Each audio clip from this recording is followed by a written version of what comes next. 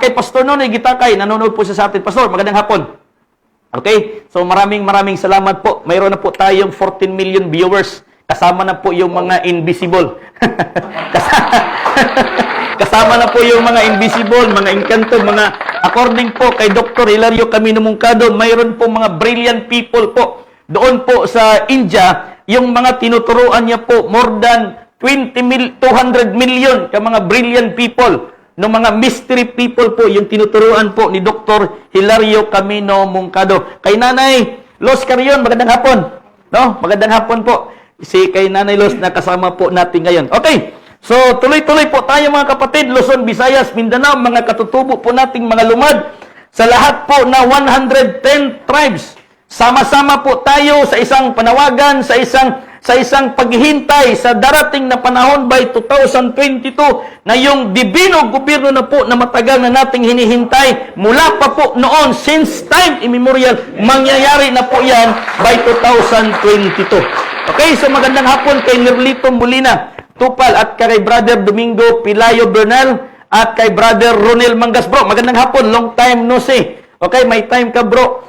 Bisita po dito sa office. Kay Brother Romel Sikinya, magandang hapon, The Desert Fox. Kay Brother Ambrosio Yu, magandang hapon po, mga leaders po natin dito sa Davao area. Kay Brother Arnel Tulabing, magandang hapon. Mga Kanyiti family. Kay Pastor Marcelino Chabet. Pastor, magandang hapon. No? Baka darating po yun mamaya. Okay, so tuloy-tuloy po tayo mga kapatid sa mga katutubo po nating mga Islam, mga Muslim. Sama-sama po tayo sa lahat po ng tribo, sa lahat po ng mga Kristiyanos, yung tribal people, mga kapatid, yung Tripoli, yung tinatawag nilang tribal people, tribe people. Okay? Tribo, yung mga lumad at mga Muslim at mga Kristiyanos. Welcome po sa isang programa po nating Divine Government of the Philippines. Okay? So, marami po tayong mga bagay na tatalakayin dahil itong dibino gobyerno ng bansang Pilipinas, maraming nag-advocate nito noon. Hindi lang tayo ngayon. Mula pa po noon, hindi pa po pinanganak yung ating lingkod. Hindi pa po tayo pinanganak. Marami ng mga spiritual leaders or mga divine leaders po ng advocate ng Divine Government of the Philippines. Kaya lang mga kapatid, hindi pa po sa panahon nila maipatupad itong programa ng dibino gobyerno ng Diyos. Dahil yung mga programa po nila, yung Divine Government of the Philippines, doon lang po sa kanilang organization, sa kanilang association, yung kanilang mission po, kung doon po nila ipatutupad yung dibino gobyerno na matagal nilang isinisigaw. Kaya lang po ang DGP, Divine Government of the Philippines, yung proper implementation of Divine Government of God, doon po sa Malacanang, hindi po sa association, hindi sa organization, hindi sa church, hindi po sa inyong grupo, kundi doon po kung saan nakaupo yung ating mahal na Pangulo ngayon by 2022, yung papalit na sistema ng gobyerno na po na ayon sa kalooban ng Diyos. Ito na po yung matagal na nating hinihintay. Yung sinisigaw palagi ni Jesus, yung tinuturo palagi ni Jesus sa kanyang mga alagad na panalangin. Our Father who art in heaven, hallowed be thy name, thy kingdom come, thy will be done here on earth as it is in heaven. Father Jehovah, your kingdom come here in the Philippines as it is in heaven. Dahil yung kalooban mo na ipapatupad na po dito sa bansang Pilipinas. Kaya ito po yung ating palaging dalangin na yung kalooban ng Diyos ay may pasaktukuparan na po dito sa bansang Pilipinas. Wala po dyan ang programa ng Diyos sa mga tumatakbo ngayong politiko. Wala dyan yung programa ng Diyos. Ang programa ng Diyos, mga kapatid, dito sa bansang Pilipinas, divino gobyerno ang mangyayari dito by 2022. Dahil i-redeem po ng Diyos ang sistema ng gobyerno na nangyayari ngayon sa ating bansa. Dahil maraming tumatakbong pagkapangulo, indication po yan na gusto nilang pagbabago ng bansang Pilipinas. Pero yung totoong pagbabago sa bansang Pilipinas, itong batas ng tao, papalitan po ng batas ng Diyos from democratic form of government to theocratic form of government. Ito na po yung masusunod sa ating bansang Pilipinas. Itong batas na po ng Diyos na nandito na po, mga kapatid, sa ating magiging saligang batas po. Ang batas ng Diyos, dito sa ating bansang Pilipinas. Yan po yung sinasabi ni Jesus. Thy kingdom come, thy will be done. Hindi na po sa Israel, dito na po sa Pilipinas. Ang Kristo na babalik, mga kapatid, upo sa kanyang trono at yung kanyang pagbabalik, siya po ay parang pamanhonon. Siya po ay pamanhonon na gihulat sa pulo kadalagang birhen.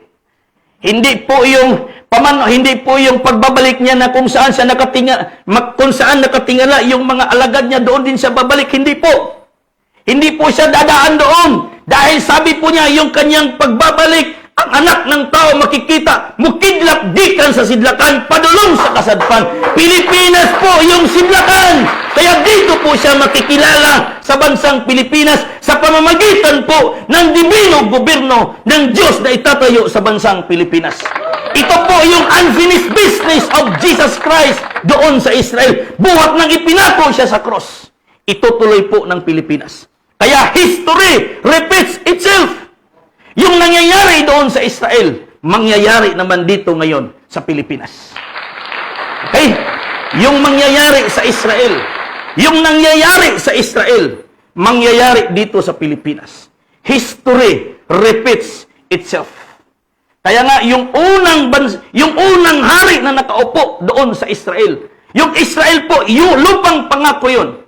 Lupang pangako ng Diyos kay Abraham. Dahil sinabihan ng Diyos si Abraham, Abraham, umalis ka dyan sa lupa ng inyong ninono doon sa Mesopotamia, doon sa Ur. Ikaw ay pupunta doon sa lupa kung saan ipangako ko sa iyo at sa iyong mga lipi. Iyon po yung Kanaan. Kaya mga kapatid, ang unang hari sa Kanaan, si Haring Saul. He is the first king in Israel. Israel is the land of promise. Promised land po yun. At yung kasunod na hari, kapalit po ni Haring Saul, si Haring David po. Hindi po siya people's choice, God's choice po siya, mga kapatid. Hindi po siya pinili ng tao, pinili po siya ng Diyos. Hindi po siya kilala ng mga tao. Hindi po siya kilala ng madla. Hindi po kagaya sa mga kapatid ni David. Kilala po doon sa tanggapan ni Saul. Pero itong David, hindi kilala ni Saul. Hindi kilala ng madla. Hindi kilala ng gobyerno ni Saul. Pero kilala siya ng Diyos na mayroon siyang kakayahan na maghari kapalit ni Haring Saul. Yan po, mga kapatid. Dito ngayon sa bansang Pilipinas, ang ating mahal na Pangulong si Duterte, he is the first president from Mindanao, the land of promise. Kaya yung kapalit po niya, from Mindanao din, yung si Haring David naka-reserve. Wala yung pangalan niya sa COMELEC. Pero yung pangalan niya, alam po ng Diyos, hindi siya kilala ng gobyerno ngayon, pero kilala siya ng Diyos. At yan po ay naka-reserve upang maghari sa kaharian ng Diyos na itong bansang Pilipinas. Kaya mga kapatid, ito yung malaking imposible sa lahat po sa mga paningin po ng mga Filipino, pero sa Diyos lahat posible. Dahil ito po yung pagpahayag ng kalooban ng Diyos, hindi na po kalooban ng tao. Tapos na po tayo sa political will. Okay? Tapos na po tayo sa political will. Nandito na po tayo sa God's will. Sarado na po yung 30. Palagi nating sinisigaw. Sarado na po yung 30. Sarado na po ang 30 mula kay Ramos, Irap, Gloria, Noynoy, and Duterte. Kaya sarado po. Kaya ito yung sign niya. Tama dahil sarado na yung 30. Nandito naman po tayo, the big one, the chosen one, the anointed one, divine government of the Philippines. Ito yung ating pag-asa. Hindi politiko yung ating pag-asa sa bansa. Hindi politiko yung tagapagligtas ng bansa. Ang Diyos na maghari dito sa lupa, yung ating tagapagligtas. Hindi pangalan ng isang politiko. Ang Diyos ang ating tagapagligtas sa ngalan ng divine government of the Philippines. Divine government of the Philippines ang ating isigaw, hindi pangalan ng politiko. Hindi politiko yung tagapagligtas natin. Ang Diyos yung ating tagapagligtas. Ang Diyos yung ating tagapagligtas hindi partido, hindi politiko. Dahil ang Pilipinas, kaharian ng Diyos. Hindi ito kaharian ng mga drogista. Hindi ito kaharian ng mga kurakot. Hindi ito kaharian ng mga politiko. Kaharian ito ng mga anak ng Diyos. Itong bansang Pilipinas. Kaya yung hari ng Diyos, ipapadala niya upang mamuno sa mga anak ng Diyos, itong mga Pilipino. We are the divine people of God dito po sa Pilipinas. We are the chosen nation of the living God na ito po kapalit sa bansang Israel. Kaya nga palagi nating sinasabi, by 2022, maghahari na po yung 666 kapalit po sa mga anak ng Diyos doon sa Israel. Kahalili ng mga anak ng Diyos. Vicarage Filii. Kahalili po sa Israel ang bansang Pilipinas. Yung mga anak ng Diyos, yun po yung 666. Pero yung mga 666 na negative po, yung mga anak po ng ibang lugar, takot po yun. Okay? Takot po yun. Dahil po, maniwala kayo sa hindi, yung Revelation chapter 13, verse 18, mga kapatid, yung 666 dyan, Vicaribus Filii, kahalili sa mga anak ng Diyos, exclusive po yan sa Pilipinas. Exclusive po yan sa Pilipinas. Hindi kasali si China, hindi kasali si Japan, hindi kasali si Indonesia, si Malaysia, even po ang Amerika hindi kasali sa kahalili sa mga anak ng Diyos, ang bansang Israel, ang Pilipinas po yung kapalit po. Kaya history repeats itself. Yung naputol na istorya doon sa Israel, iko-continue po ng Pilipinas. Kaya si Jesus po, hindi siya nakapaghari doon sa Israel. Dito po, maghahari ang Kristo ng Diyos sa Pilipinas. Yan po mga kapatid. Okay, magandang hapon kay Brother Mildred Irasan dyan po sa Panabo. Bro, magandang hapon. At kay Jaime Horos. No, bro, magandang hapon. Yung aking kapitbahay dyan sa Matanao, Davao del Sur, mga Horos family, magandang hapon po. No? And then kay Brother Jerry Iringan, bro, magandang hapon. At mga Iringan family dyan, happy birthday po, Brother Jerry. Isa po sa mga haligi po ng DGP. Dyan po sa NCR, yung ating provincial, yung ating regional director dyan, kay Brother Elpidio Rosero Rosales. Advanced bro, happy birthday for tomorrow. Okay, sunod-sunod po itong mga birthday nila. Ito po yung mga taong to, yung mga haligi po ng DGP.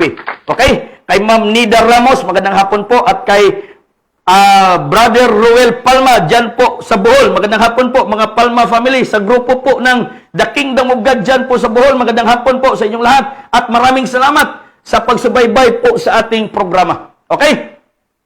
Huwag kayong mahiya na tawagin ko, i-recognize ko po yung pangalan. Kaysa yung ating live, hindi ito kagaya sa iba, na bisag galurat na imong mata din hagatanaw, digid kanila i-recognize. Pero itong sa atin, basta makita po natin yung pangalan nyo sa screen na nanonood po, i-recognize po natin kayo. Okay? Basta makita ko lang, babasa ko lang. No? Pero yung iba dyan, bisa gaulurat imong mata gatanaw sulod sa isa ka oras, wag kagipansin. Pero sa kanila po din yun po, sa kanila din yung program style. Okay? Pero sa atin mga kapatid, nire-recognize po natin yung mga taong naniniwala sa DGP. Dahil ang DGP ngayon, ito po yung kumbaga moni arka. Okay? Ang DGP is the ark of God upang ang lahat ng kanyang mga anak manumbalik sa Diyos sa pamamagitan po sa pagpasok sa kanyang dibino gobyerno. Kaya nga sabi po ni Jesus Christ, "Be holy for I am holy." Papaano magiging banal ang tao kung yung gobyerno ng ating bansa hindi naman banal? Magiging banal ang mga Pilipino sa harapan ng Diyos kung ang gobyerno ay magiging banal na rin po sa batas, sa mata rin po ng Diyos.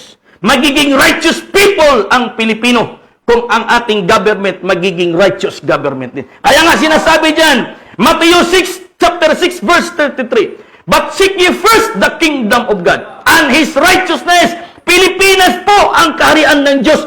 Ang kulang na lang yung righteous government. Dahil all these things shall be added unto you. Kung ang batas ng Pilipinas ay banal na sa harapan ng Diyos. Lahat ng kayamanan, lahat ng umaangkin ng kayamanan sa buong mundo para po sa Pilipinas. Makukuha lang po niyan kung ang ating bansa ay banal na po sa harapan ng Diyos. Hindi po divine wealth yung mauuna. Hindi po divine wealth ang mauuna. Divine government po yung mauuna. Kaya nga sinasabi dyan, seek ye first the kingdom of God. Alam na po natin na yung kaharian ng Diyos, hindi na po Israel. Basahin nga natin. Okay? Basahin nga natin. Matthew chapter 21, verse 42 and 43. Ito po yung pagkasabi niya, mga kapatid. Chapter 21 ng Matthew. Ito po. 42. Sinabi sa kanila ni Jesus, kailanman bagay hindi ninyo nabasa sa mga kasulatan. Ang batong itinakwil ng mga nagtatayo ng gusali ay siya ring ginawang pangulo sa panulok. Ito'y mula sa Panginoon at ito'y kagilagilalas sa harap ng ating mga mata. Kaya nga sinasabi ko sa inyo, aalisin sa inyo sa Israel. Aalisin sa Israel, sabi niya. Kaya nga sinasabi ko sa inyo, aalisin ang kaharian ng Diyos at ibibigay sa isang bansa na nagkakabunga. Buong Pilipinas, Luzon, Visayas, Mindanao, buong mundo, Pilipinas po yan, yung pinaglipatan ng kaharian ng Diyos mula sa Israel. Kaya tayong mga Pilipino ang kahalili sa mga anak ng Diyos na Israelitas. Okay? Kaya wala na po sa Israel. Yung mga Filipinong gustong pumunta ng Israel dahil gusto daw magbalik Hebreo, okay lang. No problem. Balik kayo doon. At balik din kayo sa Pilipinas. Dahil wala na po yung hinahanap nyo. Kaya nga sinasabi ni Jesus, unsa pa man yung gipangita? Ano mangita pa man mo dito sa lasang? Wala naman dito. Naman na istorya na ninyo ang inyong gipangita na Kristo. Matod pa ni Jesus. Wala na sa Israel. Bakit ka pa kailangan bumalik sa Israel upang sabihin mo nandoon? Wala na po. Nandito na sa Pilipinas. Kaya ang Pilipinas ngayon, yung magtatayo ng dibinong gobyerno, nandoon na sana sa Israel. Kaya lang itinakwil nila si Jesus. Kaya si Jesus tinatawag siyang panday. Okay, carpenter. Bakit siya carpenter? Dahil gusto niyang i-renovate, i-restore, pagtayo muli yung dibinong gobyerno doon sa Israel. Kaya itong mga builders, itong Parisiyo, itong Sadduceus, Sanhedrin, Skriba, and pare, saserdote, sila sana yung mga builders, sila ni mga engineers, nga mutukod unta dahil si Kristo po yung pundasyon, si Jesus ang panday, si Kristo ang pundasyon. Itong mga lima, yun po yung builders sana, kaya lang itinakwil nila si Jesus. At dito po yan sa Pilipinas na ngayon mangyayari. Kaya aabangan po natin yan. Kaya palagi nating sinasabi, 2022, walang mangyayari. Maraming nagbabatikos, Pastor, bakit mo sinabing walang eleksyon by 2022? As far as COMELEC is concerned and our Philippine Constitution is concerned, mayroon talagang eleksyon na mangyayari. Naka-schedule na po yan by 2022. Pero as far as the will of the living God is concerned, yung kalooban niya, yung masusunod. Kaya nga by 2022, darating po yung groom, pamanhonon ang muabot sa tunga-tunga sa gabi. Meaning, ang pamanhonon nga muabot, iyang pakaslan, kining 5. Nga wise, 5 kadalagang birhen, iyang pakaslan. Kaya pagdating po ng pamanhonon, yung pamanhonon na po yan po si Haring David. Yan po si Haring David, mga kapatid. Dahil si Jesus, he is a carpenter. Si David po, he is a shepherd. Yung Pilipinas po natin, nangangailangan ng totoong shepherd. Ang Pilipinas nangangailangan ng totoong shepherd. Ang Pilipinas nagkinahanglan og tinuod nga magbalantay sa mga anak ng Diyos. Ang tinuod nga magbalantay, andam mo timan sa iyang mga karniro. Mona si David. Monang si David, every time, dunay leon, dunay leopardo, dunay uso, nga gustong mulapa sa karniro, andam si David makigpatay sa leon, andam si David makigpatay sa mga lobo o karni o sa mga uso, andam po si David mopintik sa agila, nga budagit sa gagmay nga ito'y nga karniro. Kay doon na sa tirador. Monay tinuod nga shepherd, tinuod nga magbalantay. Monay gikinahanglan karon sa Pilipinas. Tinuod nga magbalantay.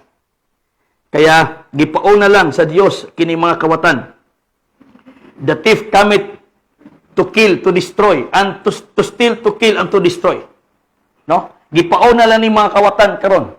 Kawatan sa gobyerno. Okay? Kawat diri, kawat dito. Pero ang moabot, mga kapatid, nga mupuli sa kawatan, tinuod nga anak sa Dios nga muhatag og kinabuhi, kinabuhing walay katapusan. Diha sa gobyerno sa Dios. Gobyerno lang sa Dios ang makapapas sa problema sa Pilipinas. Kining coronavirus karon, gobyerno sa Dios ang makapapas niini. Kaya nga pinauna ng Dios pinadala yung kapa. Kapa ang unang gipadala, kasunod corona. Ang kasunod nga gipadala. Ug ang kasunod ikatulong ay padala. Hari nga musuot sa kapa, corona, mao ang hari si Haring David. No? Itong kapa pa, kabus pa datoon. No? Tinuod to nga programa kaya lang dili pa panahon. Kaya gihimo lang to sa Dios nga sign. Unang gipadala si kapa. Ikaduhang gipadala si coronavirus. Pero ang ikatulong nga moabot by 2022, hari sa Dios nga mosuot sa kapa og corona.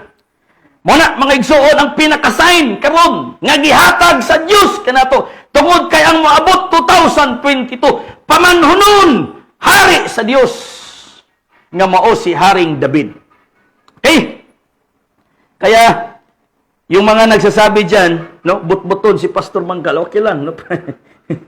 Sabihin niyo lang po. Sabihin niyo lang kung anong gusto niyo. Yung mga nagbaser natin sa atin diyan na sinasabi na hindi daw totoo na walang eleksyon. Hindi naman po natin sinasabi na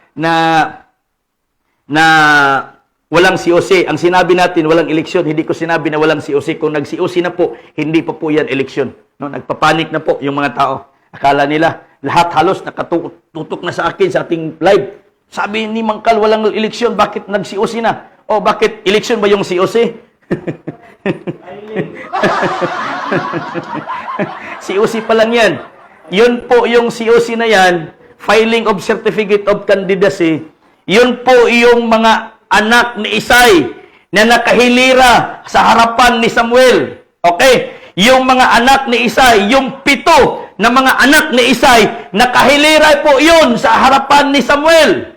Mula panganay, mula kinamagulangan, hangtod sa pinakabata. Sa Pilipinas, 2022, diha sa Comelec, daghan nakahilira din nga magpapili bilang Pangulo ng bansang Pilipinas. Nakahilira mula sa pagkatigulang ngadto sa pinakabatanon. Nakalinya po yan sa Comelec, magpapili nga mahimong presidente sa bansang Pilipinas. Susama po kay David. Ang iyang mga igsoon, yung mga kapatid ni David nakahilera sa harapan po ni Samuel. Yung 7 mula panganay, pangalawa, pangatlo, pang-4, pang-5, pang-6, pang-7. Pero itong 7 nga nakahilera sa harapan po ni Samuel, sinabi ng Diyos, wala dyan ang aking pinili. They are nuisance candidate sa harapan ng Diyos. Wala dyan sa harapan ni Samuel yung pinili ng Diyos. Sa mga nakahilera sa Comelec, wala dyan yung pinili ng Diyos. Yung 97 nga mga nagpapili ng pagkapangulo sa buong Pilipinas, wala sa inyo dyan nakahilera ang pinili na po ng Diyos. Kaya walang eleksyon na mangyayari dahil ang Diyos mayroon ng pinili. Amen. Mayroon ng pinili po mga kapatid. Si David po yung kanyang pinili. Si David hindi po dinaan doon sa Comelec sa harapan po ni Samuel. Naka-reserve po mga kapatid. Sinabi ni Samuel, Isay, wala ka na bang ibang anak? Sabi ni Isay, mayroon pa yung bunso nandoon. Nag-aalaga ng mga tupa. Sinabi ni Samuel, ipatawag mo, kunin mo. Hindi tayo uupo hanggat hindi siya dumating. Itong 2022, ang lahat ng nagpapili ng pagkapangulo, pangalawang pangulo, senador, congressman, hindi sila makaupo hanggat hindi darating yung pinili ng Diyos sa 2022. Hindi sila makaupo hanggat hindi darating yung pinili ng Diyos. Kaya sinabi ni Samuel, hindi tayo uupo, Isay, hanggat hindi dumating yung bunso mong anak. Kaya ang lahat ng nagpapili ngayon, hindi kayo makaupo hanggat hindi dumating si Haring David na pinili ng Diyos na maghahari sa kanyang kaharian dito sa bansang Pilipinas. Kaya nga sinasabi niya, "Blessed are the poor, for yours is the kingdom of heaven." Tayong mga Pilipino, gipobre tag maayo. Rason po, script po yan, nga gipobre tag maayo tungod kay kita ang mga anak sa Diyos. Ipadala sa Diyos ang iyang hari. Kaya blessed are the poor, for there is the kingdom of heaven. Kitang mga pobre ang gisaaran sa gingharian sa Diyos. Mo nang ipadala sa Diyos ang iyang hari, nga muhari ka na to. Wala man siya niingon nga blessed are the rich. Okay? Wala man siya niingon nga blessed are the many wives. Wala man siya niingon nga blessed are the no wives. Ang iyang giingon, blessed are the poor. Blessed are the poor. Balo, byuda, byudo man ka, wa man kay asawa, wa kay anak. Basta you are pobre, you are welcome to the kingdom of the living God. Darating po yung hari ng Diyos. Yan po yung totoong pag-asa ng mga kabos. Hindi politiko. Hindi pangalan ng politiko ang pag-asa ng mga kabos. Yung hari ng Diyos ang pag-asa ng mga kabos. Hindi politiko. Okay? Hindi partido. Anak ng Diyos, yung pag-asa natin sa bansang Pilipinas. Magandang hapon kay Dato Ruben Auxilio. Bro, magandang hapon. At kay Ginny Castillon, Ginny, dyan po sa may Cavite, sa Dasmariñas, magandang hapon. At kay Ma'am Emily Iringan Pamitan. At kay Brother Ambrosio. At kay Renato Inopia. Bro, magandang hapon. At kay Pastor Ulysses Ampon. Pastor, magandang hapon. Okay? So, welcome po dito sa ating programa sa DGP. At sa lahat po ng mga OFW natin, magandang hapon po kay Sister Jenny Torres dyan po sa Kingdom Saudi of Arabia, kay Brother Edwin Sabalok, kay Brother Rolando Gose dyan po sa Hawaii, at kay Brother Nick Kabigting dyan po sa United States of America, at kay Madam Vida Giso dyan po sa City of Babylon, at kay Ma'am Ros Calleja dyan po sa Jordan. Dyan naman po sa may Hong Kong, magandang hapon din kay si Leon Hiribisi at kay Ma'am Imelda Collado, at sa lahat po ng mga nandyan po sa abroad, mga kasama po nating matagal na po nakasubaybay sa ating programa. Magandang hapon po sa inyong lahat dyan po sa Japan, sa Mabuhay Radio Japan, magandang hapon po, at kay Akatsuka, magandang hapon po ma'am, at kay Ma'am Mirit dyan po sa may Afghanistan, or I think nakas Afghanistan, but pasaylo ako kung mali ma'am. But thank you, maraming salamat sa pagtanaw sa ato ang programa. Okay? So, tuloy-tuloy po tayo mga kapatid. Ito po yung sinasabi natin. Kung saan po yung Ark of the Covenant, nandoon po yung kaharian ng Diyos. Dahil yung Ark of the Covenant, yan, nandyan po nakalagay yung kasunduan ng Diyos at ni Moses. Yung kasunduan ng Diyos at ni Moses, nandyan nakalagay sa loob ng Ark of the Covenant, yung 10 utos ng Diyos na ibinigay kay Moses. Yung Ark of the Covenant, mga kapatid, sagrado po yan. Inilagay po yan doon sa loob ng templo, sa Holy of Holies, dahil nandoon yung power ng Diyos. Kaya kung saan sa buong mundo makikita yung Ark of the Covenant, dan doon magsisimula yung batas ng Diyos. Buong Pilipinas, nandito po sa Mindanao, yung Ark of the Covenant. Nandito po sa Davao, yung Ark of the Covenant.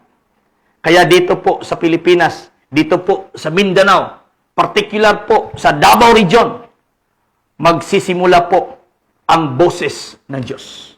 Kung babasahin po natin, Juan, Revelation chapter 11, verse 19. Ito po, pagkasabi mga kapatid. Okay, sinabi niya. Pero basahin ko sa Bisaya muna, kaya maraming mga Bisaya dito eh. No? Baka akala nila kung saan man si pastor, nagsige naman lig Tagalog. Na Bisaya man midiri. Abi mo guna kung di na kinahanglan magbinisaya. Tagalog na perminti. Pero kaya lang, no? Ito yung magiging lingwahe natin. Darating po yung panahon. Magiging isa sa mga major na lingwahe po yung Bisaya. Dahil ang Bisaya, bisag unsa nga ubang nga tribo maka sabot ka. Okay? Maka-connect ka, maka interact ka sa uban nga mga tribo. Pero kung Tagalog ka, di gid ka kabalo magbinisaya. Okay? Og Tagalog ka, di po ka kabalo nitibo, maglumad. Kay 110 tribes po ang Pilipinas, piti ka 110 ka mga pinulungan, no? Marami nag-request, pastor. Sabihin mo din yung DGP sa pananalita po sa Tagabawa, Manubo, nako, piti naghana. Diri na lang ta sa Bisaya o Tagalog. Okay. So, ito po mga kapatid, sinabi niya. Pinadayag, Kapitulo 11, versikulo 19. Okay, sabi niya.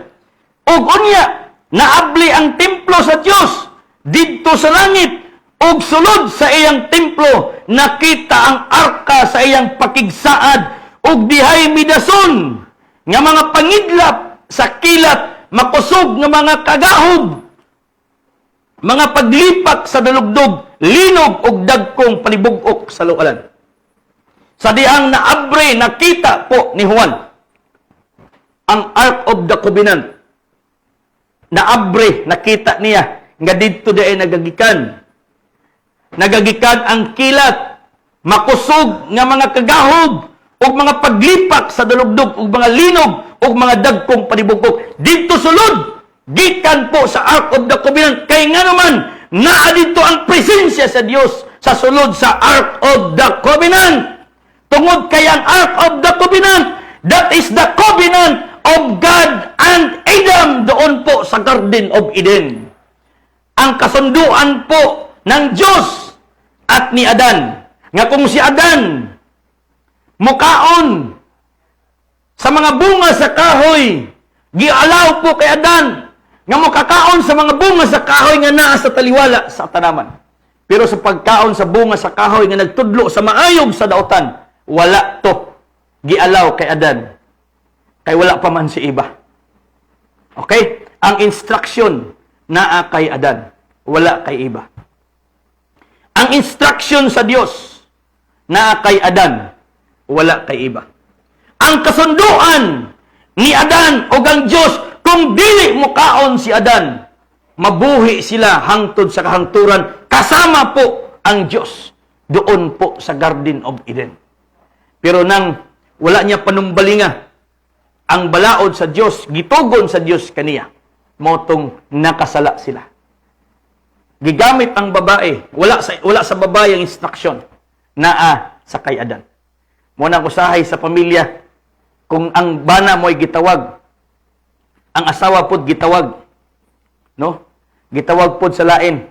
Kung ang bana gitawag sa Dios, nga magsilbi mga lagad kaniya, usahay na himo pong usahay problema ang asawa. ingon pod tong pastor, sabi niya. Ingon si Jesus, kung kamo mosunod kanako, andam kamo sa pagpasan sa inyong cross. Nagsimba ang membro. Gusto dalon sa bana ang iyang asawa. Ingon man ang asawa, dili ko mo simba, dong, ikaw lang sa dito. Siya nga, sige ba? No? Kay problema ba ka diri sa balay, kung mabilin ka, kay wa pagay mahuman si Pastor Gwali, mag-text ka na, asa naman ka? Kay walay maglungag. Karon timing po nga ang mensahe ni Pastor. Ingon siya, kung kinsa tong musunod ka nako, ingon pa ni Jesus, pasana ang inyong cross. Di, nakonbiksyonan ang membro, pag-uli sa iyang balay, lipay kay siya. Nangutana si asawa, unsa may mensahe ni Pastor Dong? Wala nito bag ang bana. Ayang gihimo, iyang gipasan niyang asawa. Sa anong gipasan man kunin mo? Sa ang mensahe man ni Pastor, kung kisa tumusunod ni Kristo, pasano na iyang cross. Karon ikaw man akong cross mo nang gipasan ta ka.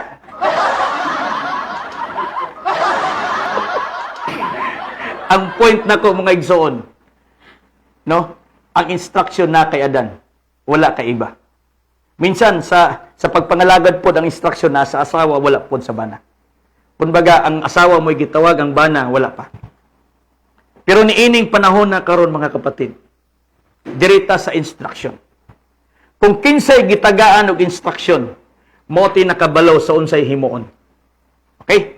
Kung kinsay gitagaan sa instruction, mo'ti nakabalo ug unsay himuon. Kung dili mahimo sa tao nga gihatagang instruction, paninglan siya sa Dios. Mao kadtong si Adan gihatagan sa Dios og instruction. Mao nang sa dihang nakasala si Adan ug si Eva, gipaninglan sila sa Dios. Mao to nga kasunduan nila nga everlasting life na putol. Mao nang ang Dios nagbahad nga silutan ang kalibutan pinaagi sa baha. Mao nang sa panahon ni Noe, in the time of Noah, ang Dios ay nagpagawa kay Noah og usa ka dakong arka. Si bisan kinsa ang makasakay ni anang arka nga himuon ni Noah. Pag-abot sa lunok, maluwas sila. Arka, mga kapatid, ang arka mo ay gipahimo kay Noah. Panahon po ni Moses dito po dito po sa Kamingawan. Gipasaka si Moses sa Dios dito sa bukid sa Sinai. Aron tagaan sa Dios si Moses og pulo kasugo nga mao tay ipatuman niya didto sa banay sa Israel, nga mao dalon nila didto sa yutang sad, nga mao tay balaod nga ilang konstitusyon nga sundon. Gipaadto sa Dios si Moses didto sa Horeb didto sa Sinai aron ihatag tong pulo kasugo nga gisulat sa duha ka bato. Gisulod to ni Moses sa Ark of the Covenant. Kay mao tay kasunduan ni Moses og sa Dios nga ipasunod ni Moses sa mga Israelitas katong balaod, kabalauran, tulumanon ug mga sugo. Mao tong niingon ang Dios kay Moses paghimo og usa ka arka, no? Arka nga butangan sa kuang tugon. Ark of the Covenant kay dito isulod niya kanang pulo ka sugo nga gisulat dito sa bato. Naa dito ang kabalauran, tulumanon ug mga sugo. Now, panahon karon sa paghimo na sa arka, ang authorized lang mugunit sa arka, mudayong sa arka kadtong mga saserdote nga sa kaliwat ni Aaron. Katong mga gipili sa Dios nga mga saserdote mo ra gi-allow, gi-authorize nga mudayong sa arka. Gi-authorize lang sila magdayong, pero dili sila pwede makalili kay sagrado ang naa sa sulod sa maong arka. Mo nang pag-abot nila dito sa Jordan River, patabok na sila ang nagdayong sa mga arka, sa Ark of the Covenant, katong mga saserdote. Ark of the Covenant, gidayongan sa mga saserdote. Kaliwat ni Levi, dili kaliwat ni Juda, dili kaliwat ni Simeon, dili kaliwat ni Ruben, kaliwat ni Levi. Nga mao tong mga saserdote dito sa banay ni Aaron, nga igsuon ni Moses. Pag-abot dito sa panahon ni David, naghimo si David og usa ka butanganan sa arka sa tugon sa Dios kay mao ti pinakasagradong butang. Gihimuan niya tuldan aron didto ibutang kadtong sagrado nga Ark of the Covenant. Bisan pagani sa panahon ni Samuel. Okay, sa panahon ni Eli nga usa ka saserdote, si Samuel natulog didto sa kilid sa Ark of the Covenant. Nadungog ni ang tingog sa Dios nga nagtawag, Samuel, Samuel, Samuel. Natingala si Samuel. Ingon siya, ikaw ba'y nagtawag ka na ko, Eli? Ingon sa dili. Ingon si Samuel, ingon si Eli, sa ikatulo, kumutingog pagani ina nga ani ako, maminaw ko nimo. Kay Dios ang nitawag kay Samuel. Dito gikan sa Ark of the Covenant ang tingog. Mao nang panahon ni David, panahon ni Solomon, gihimuan nila templo nga didto sa Holy of Holies gisulat, gibutang ang Ark of the Covenant. Karon sa dihang nabihag sila sa Babylonia, nadala sa Medo-Persia, nadala sa Medo-Persia, sa Gresya, sa Roma, panahon ni Jesus, wala ma-restore ni Jesus ang gobyerno sa Dios. Mo nang wala pod niya na-restore, nabalik sa templo kadtong Ark of the Covenant. Mo nang kun asa gibalhin ni Kristo ang gingharian sa langit gikan sa Israel dito sa nasod, naa po dito ang Ark of the Covenant. Og mga igsoon, Luzon, Visayas, Mindanao, ang DGP, this is the Ark of the Covenant. Kasunduan po natin sa Diyos na si Jehovah na yung kalooban niya ipapatupad dito sa bansang Pilipinas. This is the Ark of the Covenant, divine government of the Philippines. Ito po yung batas ng Diyos na kanyang ipatutupad dito sa bansang Pilipinas. Ang Ark of the Covenant, gidayungan sa mga saserdote. Ang DGP, dayungan sa mga pastor. Dayungan sa mga apostolis. Dayungan sa mga propeta. Dayungan sa mga evangelist, pastor, and teachers. Walay labot ang kardinal. Walay labot ang Santo Papa nga gitawag. Pastor, apostolis, evangelist, pastor, and teacher. Mao na mga kaigsuon ang gisugo nga magdayong sa divine government of the Philippines. Dili si politiko, dili si partido, hindi si mayor, hindi si congressman ang authorized to build the divine government of the Philippines. Tayong lahat ng mga anak ng Diyos na nakakilala sa Diyos.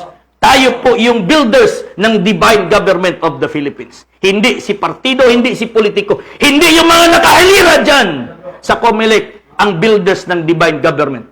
Tayong mga pastor, tayong mga reverend, tayong mga apostoles, prophets, and even evangelists. Tayo ang builders ng divine government of the Philippines.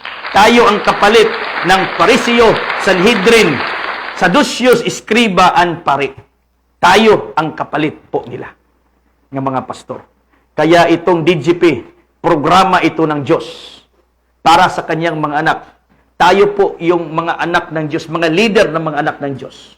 Kaya ikaw na pastor, huwag ka nang mag-aksaya ng panahon. Magiging builders po ng divine government of the Philippines. Magandang hapon kay Ramel Carion, kay UL M. Magandang hapon, bro. No, maraming salamat sa pagtanaw. Magandang hapon din kay An Cabilis. Magandang hapon po, madam. At kay White Dabma, kay Maribeth Andoy. Gaw, magandang hapon dyan po sa Ormoc City. Magandang hapon po. At kay Marco Matias. Bro, magandang hapon. No?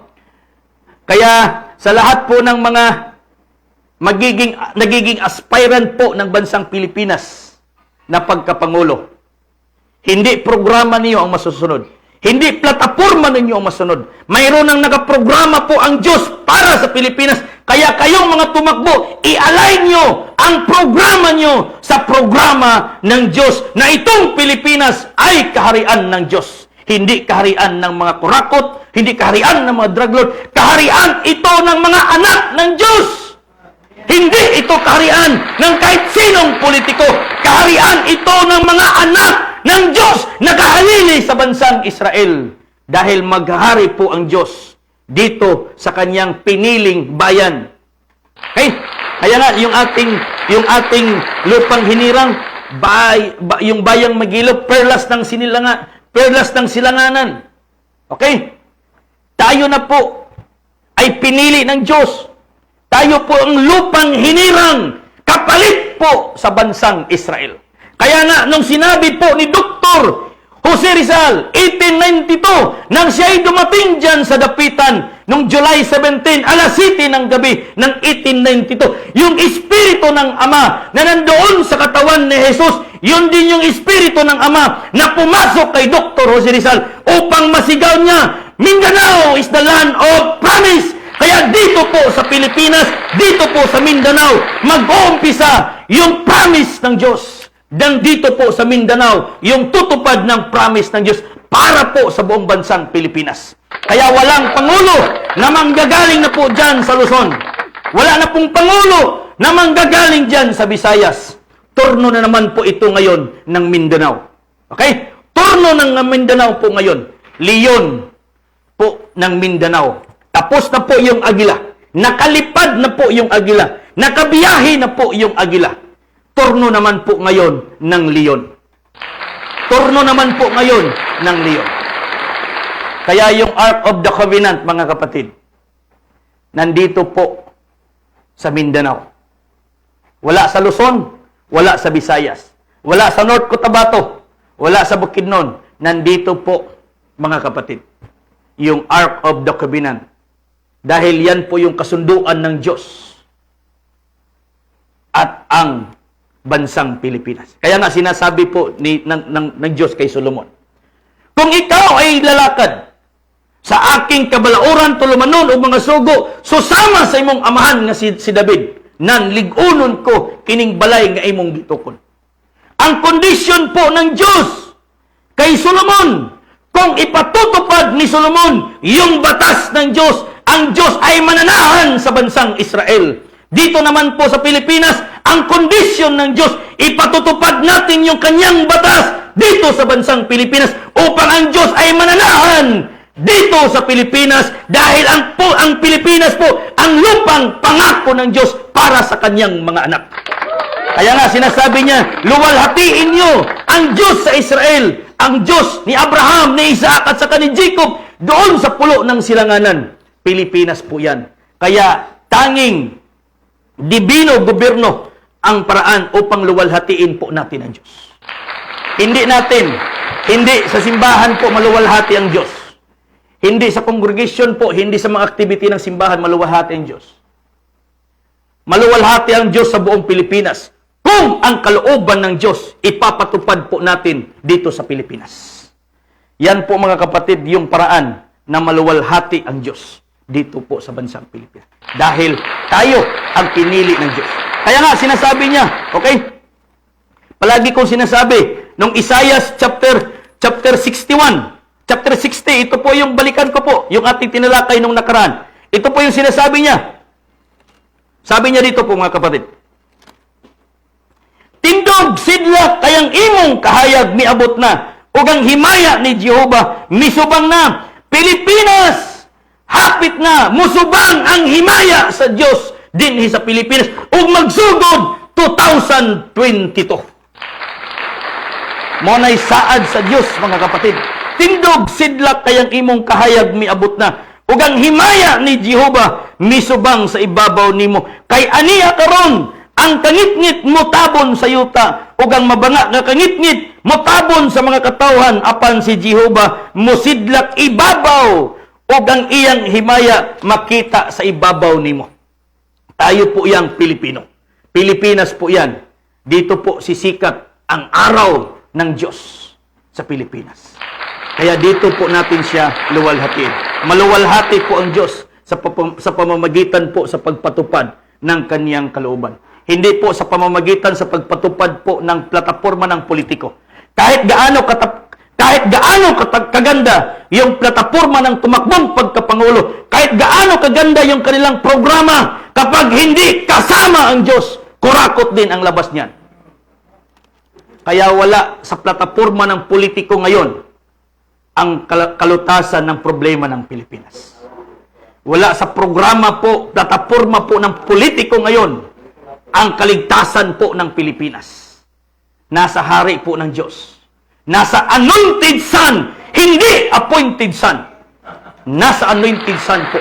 Kaya nga yung son, S-O-N, Savior of Nation. Yun po si Haring David, anak ng Diyos. Ipapadala niya, Savior of Nation. Yan po yung anointed son. Kaya nga sinabi ng Diyos kay Samuel, Samuel, tumayo ka, kunin mo yung sungay at pahiran mo siya ng langlangis dahil ito na siya. This is the one, the chosen one, the anointed one, nakapalit po ni PRRD. Coming na po yan by 2022.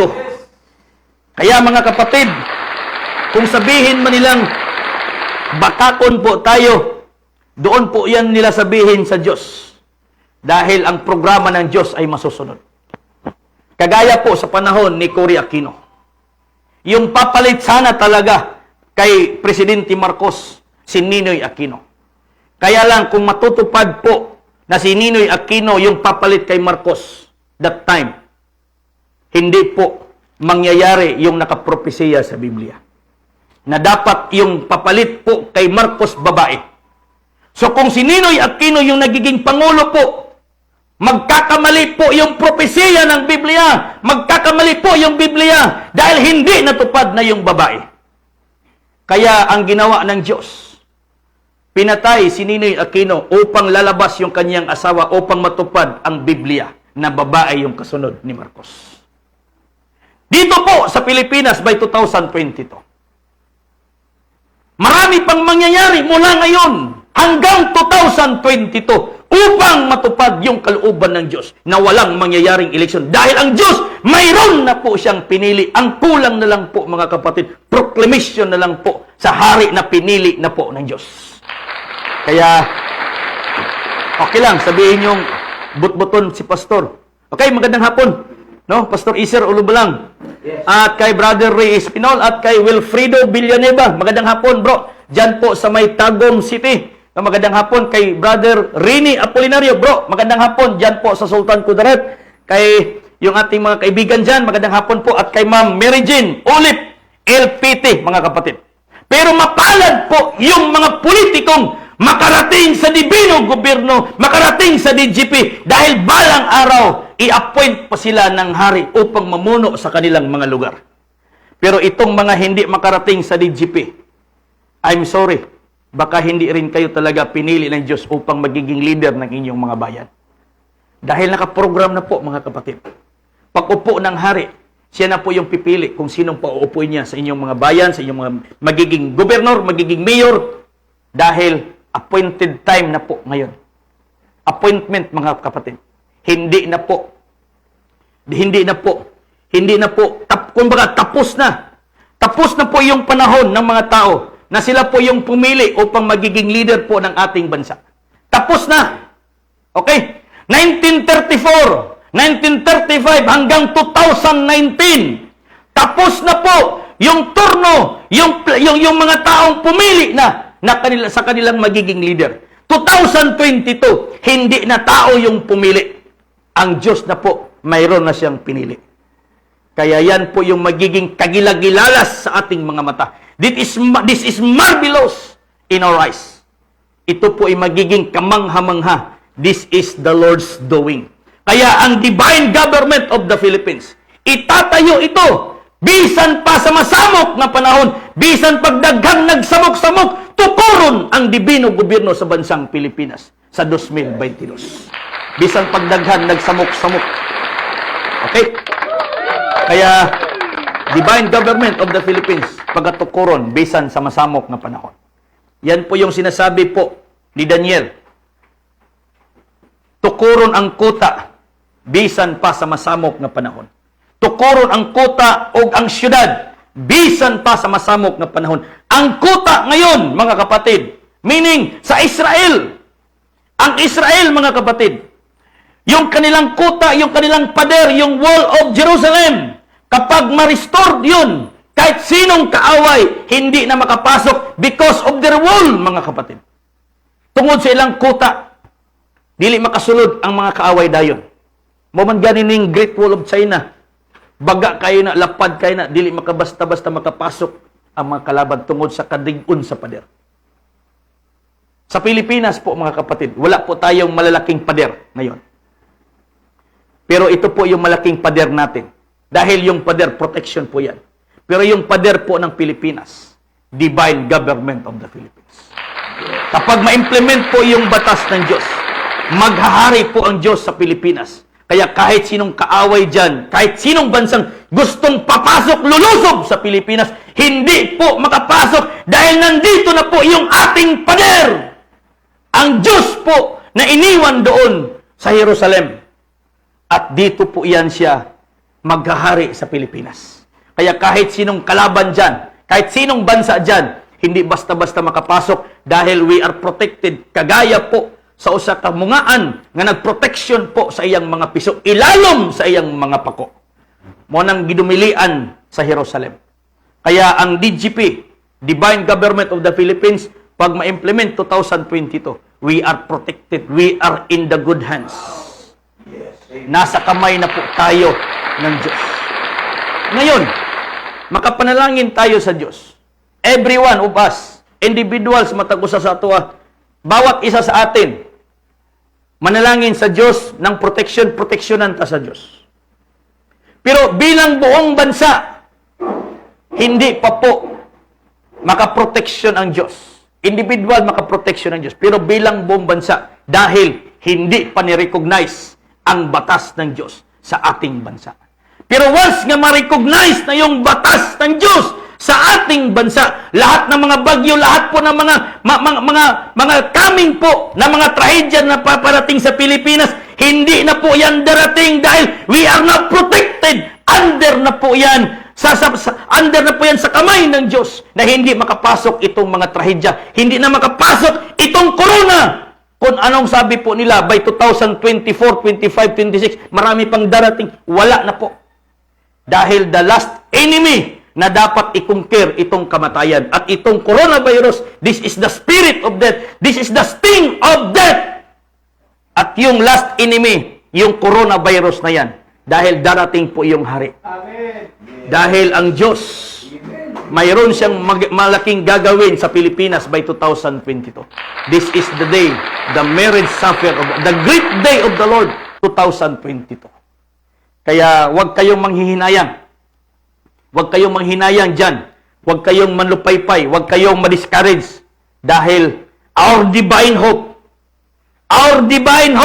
divine government of the Philippines, the real change is coming for our motherland and people. Kaya nga, palaging sinasabi noon ng mga followers po ni PRRD, change is coming. Totoo po yan. Change is coming. Hindi sa kanilang panahon yung totoong pagbabago. Sa DGP na po yan. Yung totoong pagbabago. Ang totoong pagbabago sa bansang Pilipinas.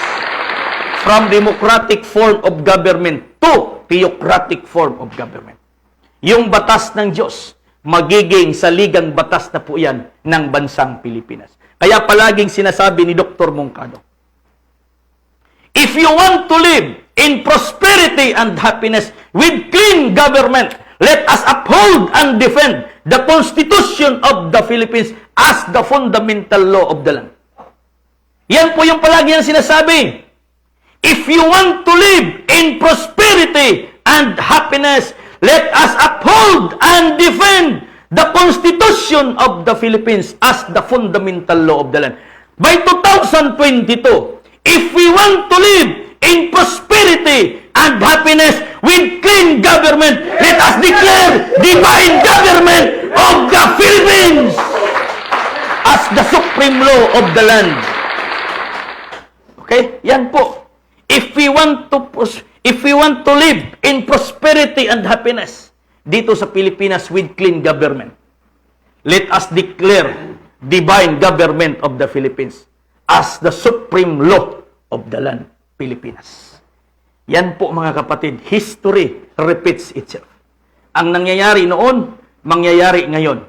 Ang nangyayari doon sa Israel, ang unang hari si Saul, pangalawang hari si David. Ang mangyayari sa Pilipinas, ang unang presidente sa Pilipinas, galing Mindanao, the land of promise, si PRRD.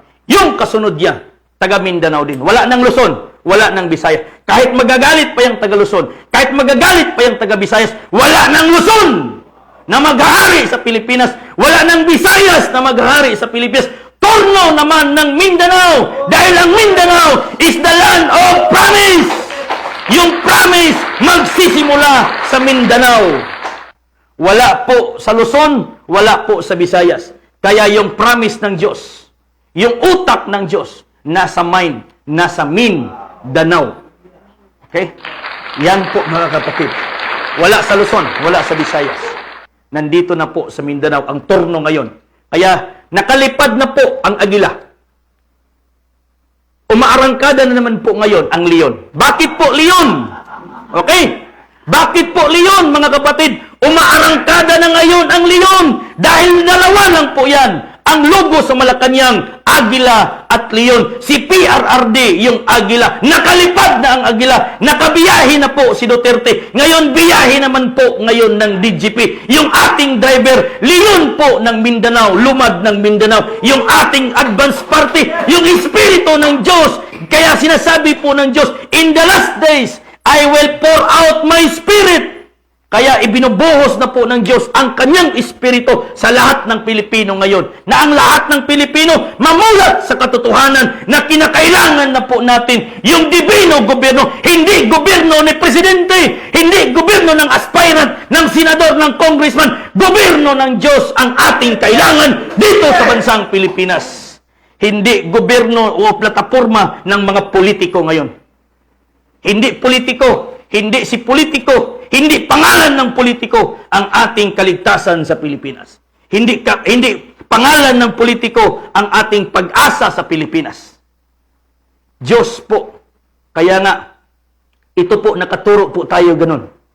Dahil ito na po yung panahon na yung Diyos at bayan makakonekta na po. Kung titingnan po natin yung sign of the cross, yung pagganon po, yung left and right na sign dyan, that is your neighbor. Kung papaano ka nakikipaghalubilo, nakasalamuha sa iyong isig katao, sa iyong kapitbahay, your neighbor. Pero tapos na po yan, mga kapatid. Nandito na po tayo ngayon. The big one, the chosen one. Kaya yung Pilipinas, manumbalik ang kanilang relasyon sa Diyos sa pamamagitan po ng dibino gobyerno ng Diyos. Kaya ang Diyos, ang nag-iisang Diyos ay maghahari sa bansang Pilipinas. Ang nag-iisang Diyos ay maghahari sa bansang Pilipinas. Kaya nga basahin natin.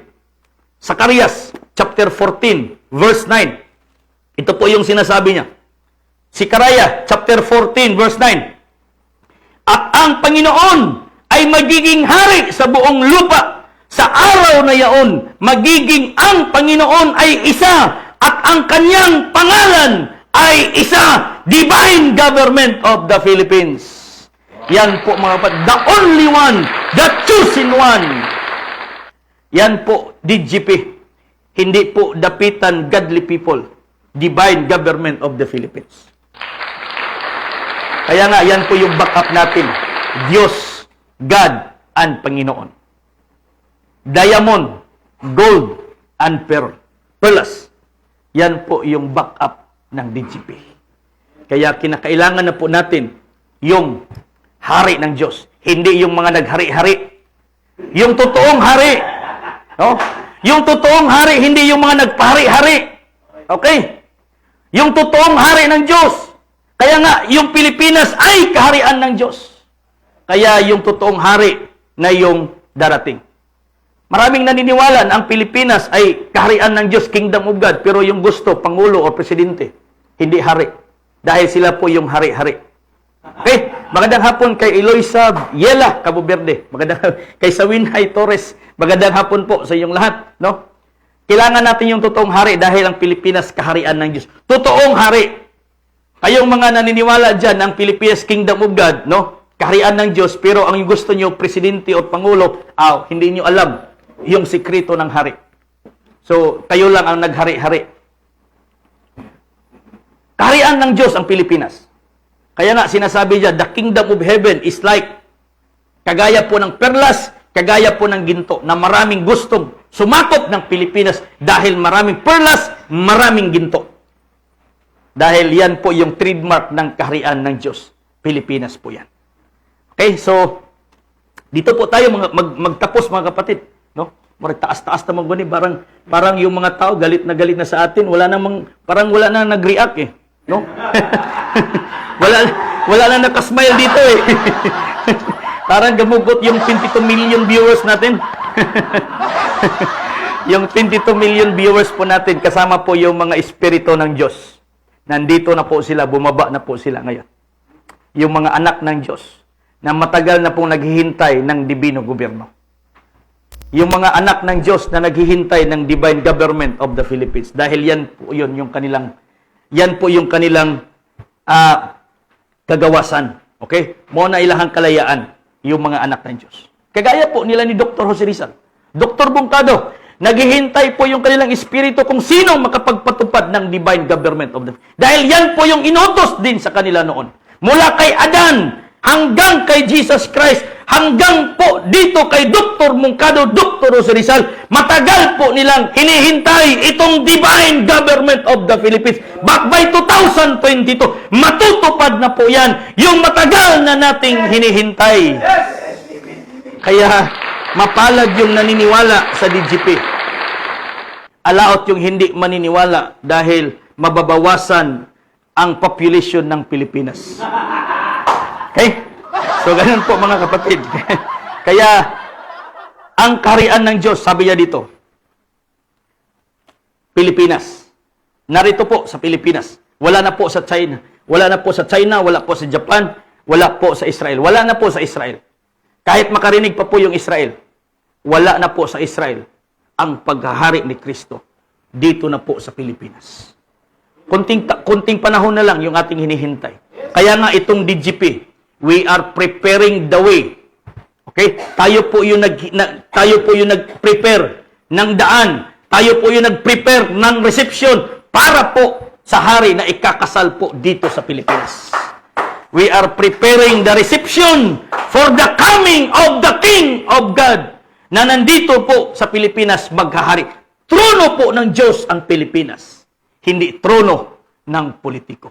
This is the throne of the anointed God. This is the throne of the anointed one, the throne of the anointed son, not the appointed son. This is the throne of the anointed son of God, not appointed son. Kaya, mga kapatid, maraming salamat po sa inyong lahat. Kaya ito po yung sinasabi niya. Sabi niya, narito, sabi niya dito, narito, ang aking sinugo na aking sugo, ang siya'y maghahanda ng daan sa harap ko, at ang Panginoon na inyong hinahanap ay biglang paparoon sa kaniyang templo, at ang sugo ng tipan na inyong kinaliligayahan, narito, siya'y dumarating, sabi ng Panginoon ng mga hukbo. Moabot ang Diyos. Dito siya mapakita sa iyang templo. O ang templo, tukuron sa gobyerno sa Diyos. Dili templo nga tinukod, pinaagilag contribution, or foundation, or unsang klase nga pagtukod yan. Ang templo ng Diyos, yung sanctuaryo ng Diyos, itatayo yan ng divino gobyerno ng Diyos. Yan po yung purpose na mayroong divine wealth. Dahil the purpose of the divine wealth to build the temple of the living God here in the Philippines at here in Mindanao po yan. Ang templo ng Diyos, itatayo ng Diyos sa pamamagitan po ng kanyang kayamanan. Kaya mayroon tayong divine wealth. Ang purpose niyan, itatayo yung templo ng Diyos. Okay? Yan po mga kapatid. Hindi po ipamigay. Yung pamimigay, secondary na lang po yan. Pero yung pinaka-purpose po ng divine wealth, itayo po yung gobyerno ng Diyos at yung templo ng Diyos dahil nandoon po yung kanyang power, nandoon po yung kanyang presensya. Kaya ang DGP, this is the Ark of the Covenant, the authorized Redeemer King, Ark of the Covenant. Authorized Redeemer King. Yan po yung meaning ng Ark. Authorized Redeemer King. Yan po mga kapatid, si David po yung authorized Redeemer King. That is the Ark of the Covenant. Yung kasunduan po na ipapatupad itong batas ng Diyos dito sa bansang Pilipinas. Magiging supreme law of the land, divine government of the Philippines. Kaya, thy kingdom come, thy will be done here in the Philippines. Our Father Jehovah, matutupad na po ang imong kalooban. Hindi na po kalooban ng politiko, hindi na po kalooban ng partido. Sarado na po ang 30. Sarado na po ang 30. Nandito na naman po tayo sa DGP. The big one, the chosen one, the anointed one is coming. Yung hari ng Diyos na magbibigay sa atin ng kalayaan, kapayapaan, at magbibigay sa atin ng kaunlaran sa Pilipinas. Kaya darating po yung panahon, ang Pilipinas, mga kapatid, magiging paraiso ng Diyos. Paraiso ng Diyos. Ang programa ng Diyos sa Pilipinas. This is the paradise of the living God. The paradise of the chosen people of God. Pilipinas po yan. Yan ang programa ng Diyos. Hindi yan programa ng politiko. Programa yan ng Diyos. Kaya kayong mga politiko, i-align nyo ang programa nyo sa programa ng Diyos. Amen. Kaya all the glory and honor belongs to our Heavenly Father, Jehovah. Maraming salamat po sa mga kapatid po nating nanonood po sa atin. Kay Ma'am Lorena Sukbot, Ma'am, magandang hapon. Sa lahat-lahat po na nanonood, mga bisita po na natin na nandito ngayon, God bless po sa inyong lahat. Sana po marami po kayong natutunan or mayroon po kayong natutunan sa ating mga tinalakay sa hapon na ito. So, magandang hapon. Maraming salamat po sa lahat-lahat. So, God bless po. Kaya, hayaan po natin yung nagsasabi dyan na but-buton si Mangkal, sabi niya walang eleksyon. Ang tanong ko, wala pang eleksyon eh. Hindi ko sinabing walang COC. Kung nag-COC dyan, no problem yan. Dahil yan lang po yung indication. Yan po yung mga nakahilera na mga kapatid ni David sa harapan ni Samuel. Kaya hindi po sila pinili ng Diyos. They are nuisance candidate in the sight of God. Dahil itong mga nagpapili ngayon, hindi kilala ng Diyos. Yung pinili ng Diyos na kilala niya, naka-reserve pa. Namintik pag-agila. Nagbakiro pa og mga karabaw, nagbakiro pag baka, nagbakiro pa og kining karniro, no? Naninarador pa, no? So ingana po mga kapatid. Kaya maraming salamat sa lahat-lahat po mga pastors, mga bisita po natin na nandito ngayon. God bless po sa ating lahat. But because we were... Kay Brother Rini Apolinario, bro, magandang hapon. Magandang hapon, bro. Maraming salamat sa pagtanaw. Okay, sa lahat po ng mga leaders, mga politiko. Okay? Kung gusto niyong maliwanagan, hanapin niyo po yung DGP. Baka pagdating ng panahon na ikaw na gustong magiging mayor sa inyong lugar, baka i-appoint ka pa ng Diyos. Para kung ikaw gusto mo maging gobernador sa inyong lugar, baka i-appoint ka pa ng Diyos, ng hari ng Diyos sa 2022. Dahil maniwala kayo sa hindi kayo yung masusunod. Ang Diyos na po yung masusunod 2022. So, Pastor Isa Rolumbalang, magandang hapon. At kay Brother Ray Espinol, kay Wilfredo Villanueva, kay Ma'am Maria David. Ma'am Maria, maraming salamat po. Kay Bimbim, magandang hapon din. At kay An Kabilis, mga Risari family, at mga Nisnisan family dyan po sa Kapalong, magandang hapon po sa inyong lahat. Kay Ramel Carion, kay White Dabma, kay Richard Dumaog, magandang hapon din, no? Kay Marco Matias, no? Mga leader po ng mga politiko, ipaabot niyo po sa inyong mga politiko, hanapin nila yung programa ng Diyos sa bansang Pilipinas. I-align nila yung programa nila sa programa ng Diyos sa Pilipinas.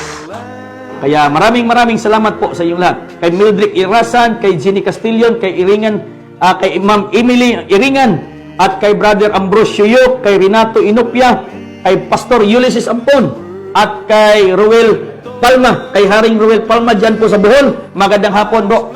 At kay Ma'am Nida Ramos, kay Brother Jerry Iringad. Good morning. No, magandang hapon. And thank you po sa inyong lahat. Maraming salamat sa patuloy na nagsuporta sa ating programa at nakasubaybay sa ating programa. Kay Brother Jaime Horoso, magandang hapon. No, yung aking kapitbahay dyan sa Matanao, magandang hapon mga Horos family at mga Mangkal family dyan, mga tribo dyan, magandang hapon po. No, mga Sagaran family, mga Inok family, at sa mga pamilya po ng mga Ginang family, no, God bless po sa inyong lahat na palagi pong nakasubaybay sa atin. Kalunsag family at Desert Fox, magandang hapon bro, no? So, thank you po sa inyong lahat. Kay Pastor Nonoy Gitakay, kay Mamon Jerablo, magandang hapon din. At kay Ronel Mangas, God bless po sa inyo. Kay Brother Gilbert Sanchez Torres, magandang hapon po. No, magandang hapon diyan sa lahat ng nanonood po sa programa ng DGP. Hindi ko na po mababasa po yung mga comment po ng iba. Kay Stephanie Marie Dumaog, magandang hapon.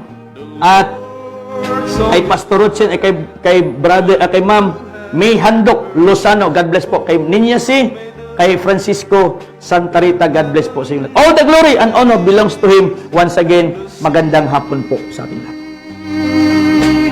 Then He created the sun and the stars, the land, the birds, the trees. He made all creatures that live in this world and told them to live by His plan. As He rested, the Lord sanctified the 7 days of man.